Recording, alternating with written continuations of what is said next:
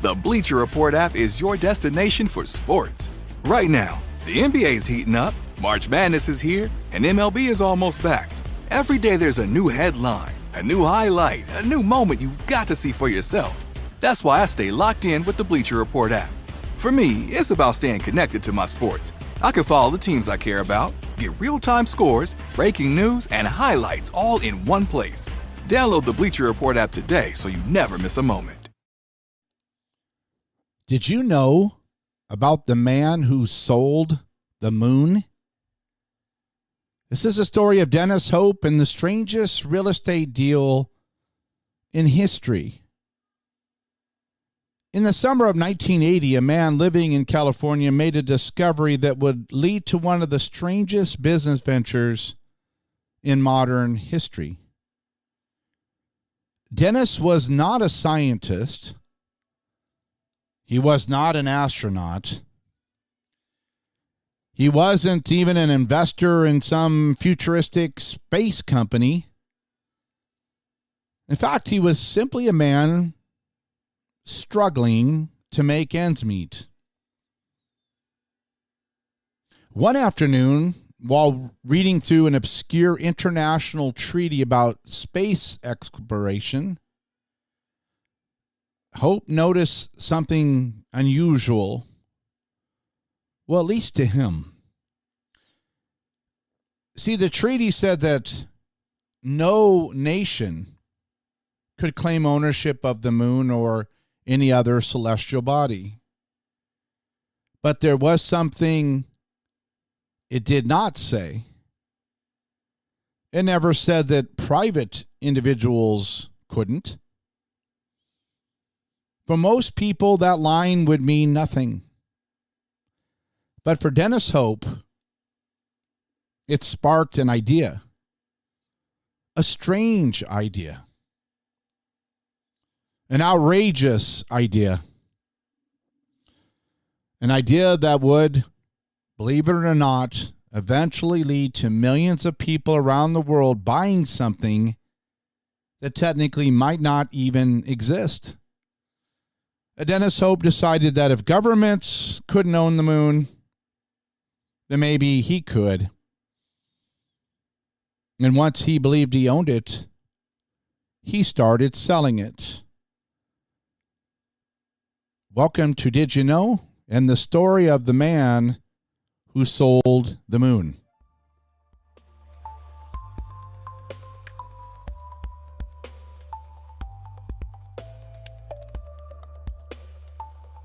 To understand how someone could claim the moon, we need to go back to the height of the space race in the 1960s.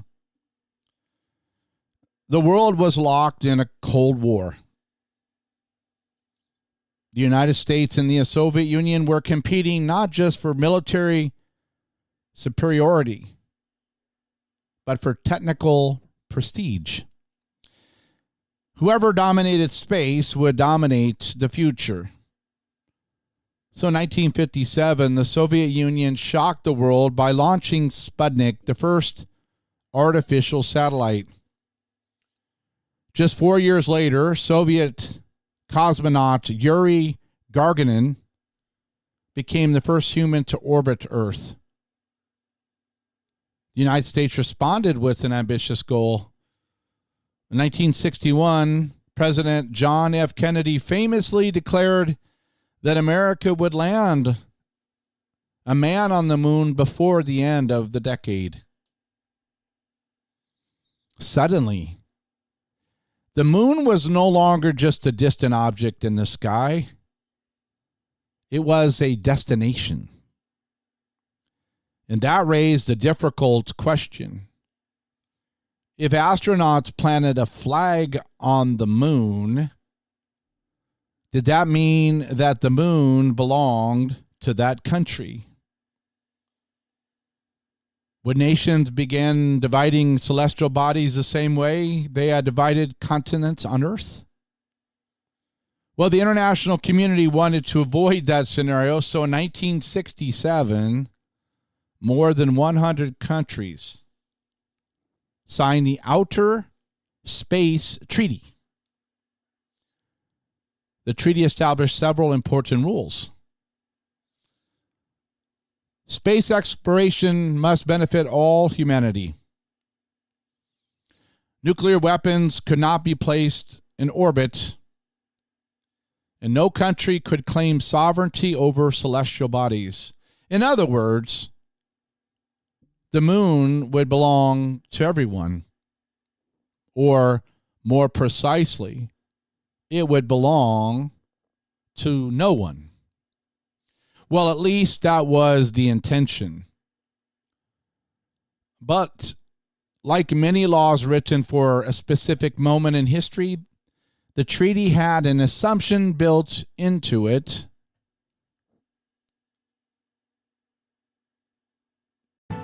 With VerboCare, help is always ready, before, during, and after your stay. We've planned for the plot twists, so support is always available. Because a great trip starts with peace of mind. Liberty Mutual customizes your car and home insurance. And now we're customizing this rush hour ad to keep you calm, which could help your driving. And science says therapy is great for a healthy mindset. So enjoy this 14-second session on us. I think you've done everything right and absolutely nothing wrong. In fact, anything that hasn't gone your way could probably be blamed on your father not being emotionally available because his father wasn't emotionally available, and so on. And now that you're calm and healing, you're probably driving better too. Liberty, liberty, liberty, liberty. It assumed that only nations would try to claim space. The idea that a private citizen might attempt it was never seriously considered, and that tiny oversight would become the foundation of Dennis Hope's strange idea. Dennis Hope's life before this moment was far from glamorous. He later described himself as a dreamer and entrepreneur, someone who constantly searched for creative ways to make money. Some of his ideas worked, and most of them did not. By 1980, he was facing significant financial difficulties. He had even been threatened with eviction, and like many people under pressure, he spent a lot of time thinking about opportunities. One day he came across a copy of the Outer Space Treaty, and at first glance it looked like a typical legal document, but as he read through it, that one sentence caught his attention. The treaty clearly stated that no nation could claim ownership of the moon, but it never mentioned individuals. And Hope later described that moment as a sudden realization. If the moon was not owned by a country, then maybe it was unclaimed land. And in real estate, unclaimed land sometimes belongs to the first person who claims it. So Dennis Hope decided to try something bold. He drafted a declaration. The document claimed ownership of the moon, not just the moon. Hope also included claims to Mars, Venus, Mercury, Jupiter's moons, and several other celestial bodies. Then he mailed copies of the declaration to several major authorities, the United Nations, the United States government, and the Soviet Union. Essentially, he was announcing to the world, I claim ownership of the moon, quote unquote. Now, you might expect that someone would immediately respond to this claim. A government might reject the claim, an international authority might challenge it, but something unexpected happened. Nothing. No response. No rejection. No legal challenge. Now, to most people, that silence would mean nothing. But Dennis Hope saw it differently. To him, silence meant opportunity. And if no one disputed the claim, then perhaps the claim stood because it was valid. And if the claim stood, then the moon was now property. His property. Of course, claiming the moon was only the beginning. The real question was whether anyone would actually believe it. Would people really pay money for a piece of land nearly 240,000 miles away from Earth? As strange as it sounds, the answer turned out to be yes. When we return, we explore how Dennis Hope turned a legal loophole into one of the most unusual businesses in modern history. Please check out our website, dykpodcast.com. I'll be right back.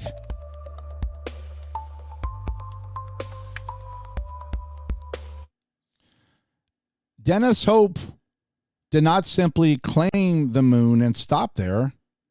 He turned the idea into a business. He founded a company called the Lunar Embassy. The concept was simple but imaginative. Hope created maps dividing the moon into millions of 1-acre plots, and then he began selling them.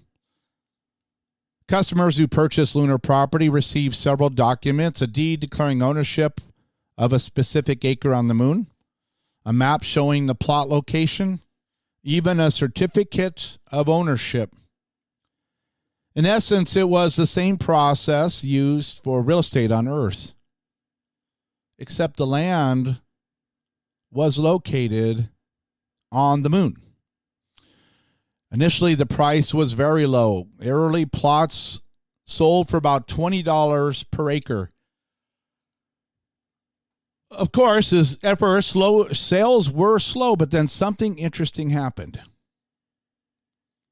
People began buying the deeds as novelty gifts, birthday presents, wedding presents, holiday surprises. I mean, owning a piece of the moon sounded whimsical and fun, and the word spread quickly. Newspapers began writing about this strange business. Television programs mentioned it. The idea captured public imagination. Before long, orders began arriving from around the world, and Hope claimed that customers eventually would come from over 190 countries. Some of the buyers were celebrities. Others were corporations. Some customers reportedly included political figures and international leaders. Over time, Hope estimated that he sold millions of acres of lunar land, and the business expanded to include property on Mars and other celestial bodies. But the question that fascinated people the most remained unanswered. Was it actually legal? Well, as the Lunar Embassy gained attention, lawyers and scholars began debating whether Hope's claim had any legal standing, and the issue turned out, surprisingly to them, to be more complicated than anyone expected. When we return, we'll explore the strange legal debate surrounding lunar ownership and why the question remains unsolved even today. This is Did You Know?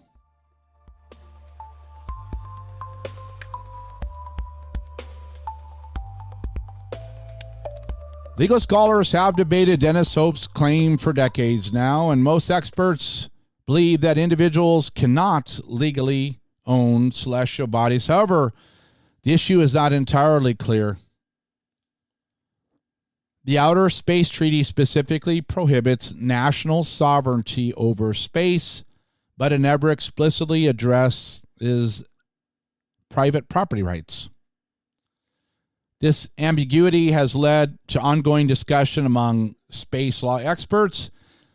In recent years, the issue has become more important as private companies entered the space industry. Companies like SpaceX, Blue Origin, and others are planning missions to the moon and Mars, and some nations have passed laws allowing companies to own resources extracted from space, such as minerals from asteroids. But ownership of the land itself remains uncertain. It's a legal gray area. Dennis Hope's lunar deeds exist without that gray area. They are not officially recognized property claims, but they are also not specifically prohibited by a single global authority. And that uncertainty continues to fascinate people. But the real reason the story endures isn't legal theory, it's something deeper. Dennis Hope's idea captured the imagination of millions of people because it tapped into one of humanity's oldest dreams, the dream of owning a piece of the sky. In our final segment, we'll explore why this strange story continues to inspire curiosity decades later.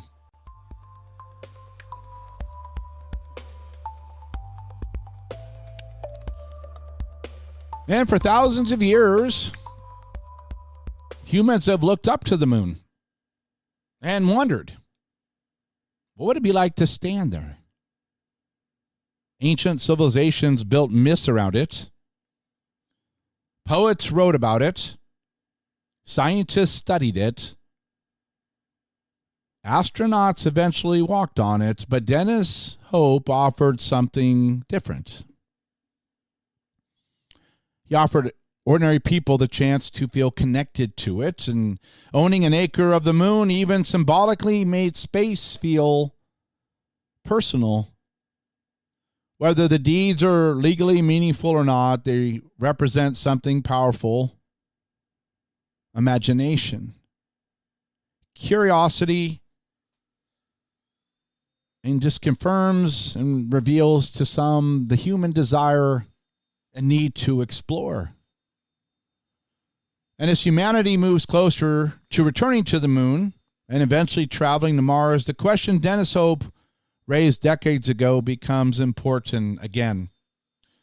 Who owns space? The answer is still unknown. But one thing is certain: millions of people already believe that they own a small piece of it. This has been Did You Know?, the podcast that uncovers remarkable stories hidden in plain sight. If you've enjoyed today's podcast, please subscribe and share it with someone who loves history's strangest true stories also. And check out our website, dykpodcast.com, dykpodcast.com, because sometimes the most unbelievable stories are the ones that actually happened. Take care.